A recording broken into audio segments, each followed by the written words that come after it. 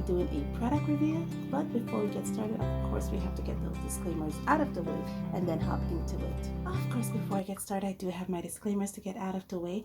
I live near a major highway here in the country, Belize, so you will hear those motor vehicles in my background. Where I live, there's also a lot of wild birds.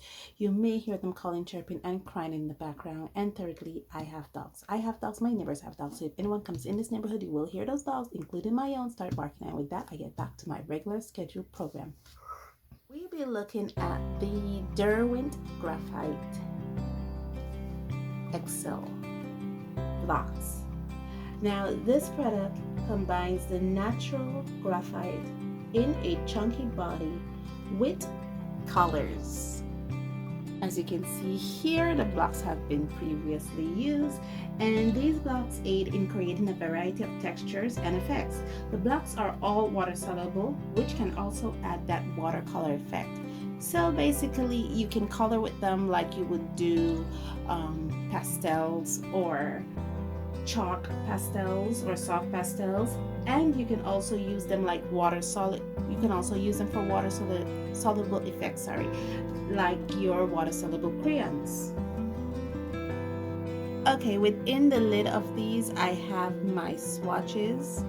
As you can see there, I do have a clear tape over it so it doesn't cause any form of smudging onto the other side, because these are very smudging. I mean, it's kind of like picking up chalk pastel or graphite blocks. Each blocks measure about 3/4 of an inch to about 2 1/4 of an inch, or 2 centimeters by 6 centimeters. Okay, and they, as I said, come in 6 colors. It comes with olive green, dark fuchsia, raw umber, burnt umber.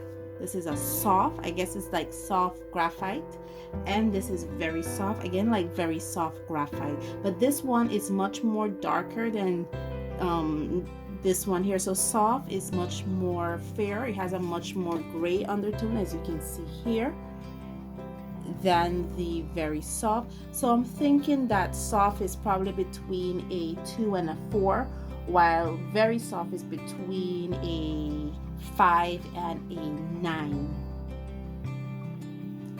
B grade when it comes to graphite lead, and that's what I'm talking about, B grade when it comes to graphite lead.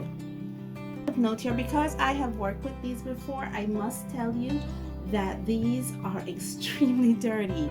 Like you can see, I'm even afraid of touching them right now because I'm about to do an artwork with them, and so they're extremely smudging. I mean, they literally leave your fingers very dirty, they leave the water very dirty, but they're also erasable after you have, let's say you use them for the watercolor effect and you paint with them. You can actually take an eraser and erase some of that graphite off, and it actually lightens the color also that you applied. The colors can smudge on dry with dry application, and even after it is used its watercolor effect, it can also leave residue or smudging. So it's very important that after you use this for its watercolor effect, to put some kind of sealant on your artwork to prevent it from smudging. Now, I have contacted the Derwent company regarding these Graphite XL, and I asked them basically 2 big questions. Question number 1 is, what is the pigment, what pigment they use to make these graphite? Like for instance, their raw umber, is it PBR7? Burnt umber, PBR7. Their fuchsia, dark fuchsia, is it PB27? And their olive green, what combination of pigments they use in that? They refused to give me that. I also asked them for their light fast information regarding these graphite, and I will supply a clip where they actually sent me a email regarding the light fastness, and according to their light fast reporting, all of them has a light fast rating of 8, which makes them very light fast. But they refused to tell me what pigment these are made out of, and that was my big question. Are they light fast, and what pigments are they made out of? And with that said, guys, what else could I tell you about them? They do indicate the company name. The graphite grade is not indicated on these. They do have an identifying number, 1, 2, 3, 4, 5, 6. They do indicate their colors: olive green, dark fuchsia, raw umber, burnt umber, soft and very soft. But no pigment information. They do have a light fast rating. They're very granulating. They don't spread if you're using it like watercolor paints. So don't expect them to spread or gradiate like watercolor paints. And I will not say they dry chalky, but I will say when they dry they can easily smudge and erase. They have good color intensity, as you can see from the swatches right here, and they kind of create this muted effect. So we have to be very careful when working with these. And with all that said, guys, let's go into the coloring. I have this piece all set up. It is September with Theo. Guys, if you are a member of my Patreon, I should always remind you that I put up at least 98% of my line art as coloring pages.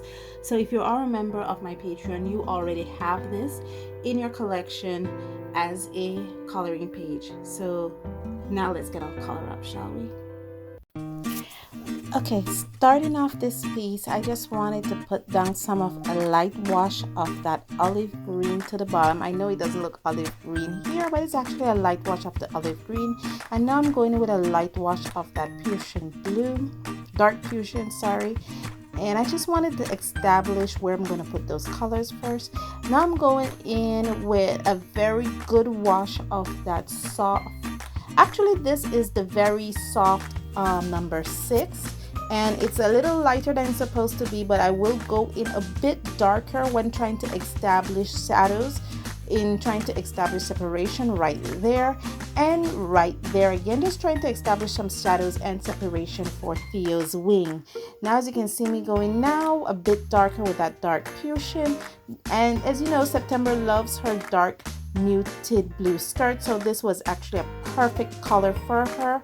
And now I'm doing the olive green, going with a darker wash here, and this is where I noticed that my application was a little too thick for me, so I try to go in there, try to wash it out, try to create less brush strokes than possible. I'm using a combination of the soft graphite and fuchsia blue, a very light wash, trying to create that very warm gray shirt that she's known for. And this is actually the soft graphite, the number 5, and I'm trying to establish her here. Now, September here is usually a very dark warm gray, but we don't have that color here, so we're just trying to make the best of what we have. And this is where I noticed that she started to look very gray, like she's also, I'm darkening it up a bit, trying to siphon off some of that water, just trying to establish her as a younger person. This is actually a mixture of raw umber and burnt umber. Try to get that very brownish kind of effect, and I'm using just the raw umber now for September's skin. Going in again with very light washes. I don't think I want to darken it up, just for the fact that Theo's beak is actually a very concentrated look of that raw umber. Just doing very light washes here and there. This is where I put down some of the burnt umber, and I'm trying to lighten it for her smile. Now we're doing the sky, and again it's a light wash of the dark fuchsia, and just try to create that separation, try to make everything look cohesive using very light washes. This works better if you don't want any brush strokes with light washes, but all in all, it was a fun experience. I enjoyed it. It was relaxing. Somehow painting put me in a place of zen, which is truly peaceful for me. Thank you guys so much, and I'll see you in the end. Bye.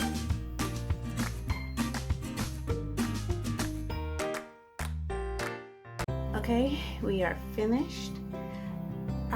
I actually, the thing about it is I enjoy every single painting process I have, because every single painting process I do is an opportunity for me to learn, for me to grow.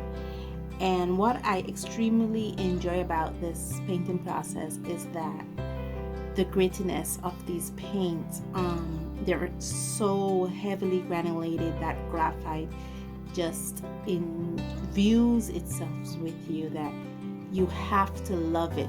You know, I'm not used to this very muted kind of color, and because of the graphite, and that grittiness throughout. You just have to learn to work with it. And that's the thing that struck me. And it normally doesn't get me until the end, when I'm already now used to working with it and used for the graphite to go a certain way, sorry. That's when I'm like, okay, let's see how we can work with this here. And this is already dry, that's not dried up yet.